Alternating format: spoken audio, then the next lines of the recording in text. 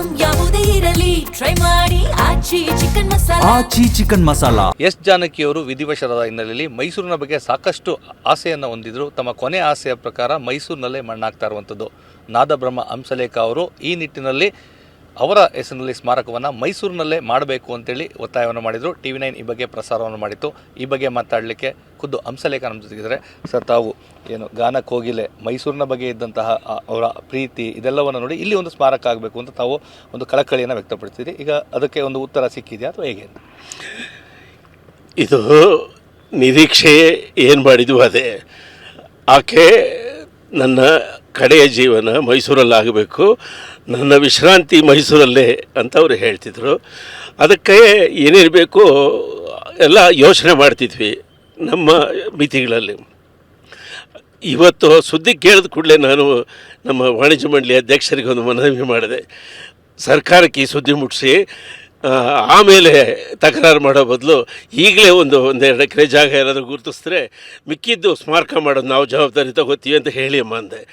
ಇಲ್ಲಿ ಬಂದರೆ ಒಳ್ಳೆಯ ಸುದ್ದಿ ಏನಂದರೆ, ಯಾರು ಜಾನಕಮ್ಮನವ್ರನ್ನ 4-5 ವರ್ಷಗಳಿಂದ ಸೇವೆ ಮಾಡ್ತಾಯಿದ್ನೋ ಶಿಷ್ಯ, ಆತಂದೇ 2 ಎಕರೆ ಜಾಗ ಇದೆ. ಅದು ತುಂಬ ಬೆಲೆ ಇರತಕ್ಕಂಥ ಜಾಗನೇ. ಅವನು ಏನು ಹೇಳ್ತಾನೆ, ನನ್ನ ಜಾಗದಲ್ಲಿ ನನ್ನ ತಾಯಿ ಇರಲಿ ಅಂತಾನೆ. ನಮಗೆ ಜಾಗದ ಸಮಸ್ಯೆ ಮುಗೀತು ಅಂತ ಕಾಣುತ್ತೆ.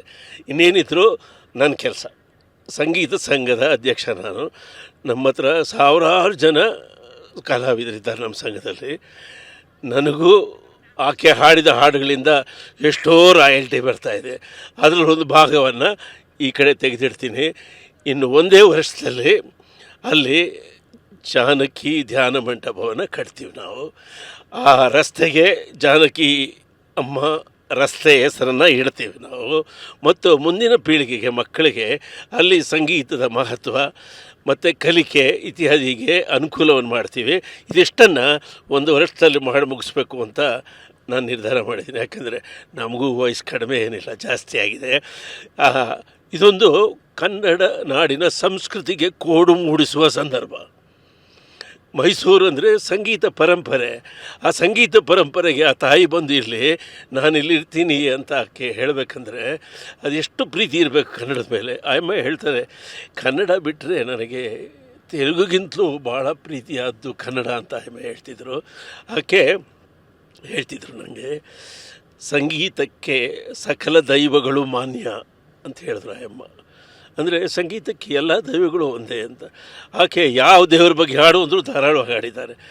ಸಂಗೀತಕ್ಕೆ ಸಕಲ ದೈವಗಳು ಮಾನ್ಯ, ಅನ್ಯವೆಂಬುದಿಲ್ಲ ಆನಂದಕ್ಕೆ. ಆನಂದಕ್ಕೆ ಅನ್ಯನೇ ಇಲ್ವಂತೆ. ನಾವು ಕನ್ಕ್ಲೂಡ್ ಹೆಂಗೆ ಮಾಡ್ತೀವಿ ಅಂದರೆ, ಅನ್ಯೋನ್ಯವೇ ಸಕಲ ಧರ್ಮಗಳ ಸಲ್ಲಕ್ಷಣ. ಸೊ ಈ ಸ್ಲೋಗನ್ ಮೇಲೆ ತಾಯಿಯ ಸ್ಮಾರಕವನ್ನಲ್ಲಿ ಮಾಡಿ ಮುಂದಿನ ಪೀಳಿಗೆಗೆ ಸಂಗೀತ ಅದರ ಮಹತ್ವವನ್ನು ಉಳಿಸೋ ಕೆಲಸ ಮಾಡೋಣ ಅಂತ ನಾನು ಇಷ್ಟಪಟ್ಟಿದ್ದೀನಿ. ಒಳ್ಳೆಯ ಮನಸ್ಸುಗಳಿಗೆ ಕೆಲಸ ಮಾಡಬೇಕಾದ್ರೆ ಒಳ್ಳೆಯ ಮನಸ್ಸುಗಳು ಬಯಸಿದಂಥ ಸಂದರ್ಭದಲ್ಲಿ ಎಲ್ಲವೂ ಸಹ ಅಂದರೆ ಇಡೀ ಪ್ರಕೃತಿ ಅದ್ರ ಜೊತೆಗೆ ಸೇರ್ಕೊಳ್ಳುತ್ತೆ ಅನ್ನೋ ಒಂದು ಮಾತಿದೆ. ಸೊ ತಾವು ಬೆಳಗ್ಗೆ ತಾನೇ ಈ ವಿಚಾರವನ್ನು ಪ್ರಸ್ತಾಪ ಮಾಡಿದ್ದು, ಈಗಾಗಲೇ ಅದಕ್ಕೊಂದು ಪರಿಹಾರ ಸಿಕ್ಕಿದಂಥ ಒಂದು ಸಂತೋಷ ಸುದ್ದಿ ಸಹ ಹೇಳ್ತಾ ಇದ್ದೀರಾ. ಚಾಮುಂಡಿ ತಾಯಿಯ ನೆಲದಲ್ಲೇ ಸ್ಮಾರಕ ಆಗ್ತಾ ಇರುವಂಥದ್ದು.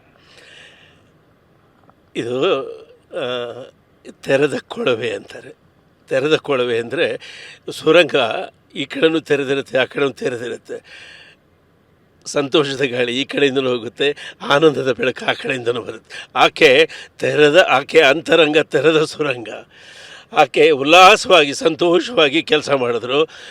ಆಕೆಯ ಹೆಸರಿನಲ್ಲಿ ಏನೇ ಕೆಲಸ ಪ್ರಾರಂಭ ಮಾಡಲಿ ಹೂವೆತ್ತಿದಂಗೆ ಕೆಲಸ ಆಗುತ್ತೆ ಅಂತ ನನ್ನ ನಂಬಿಕೆ.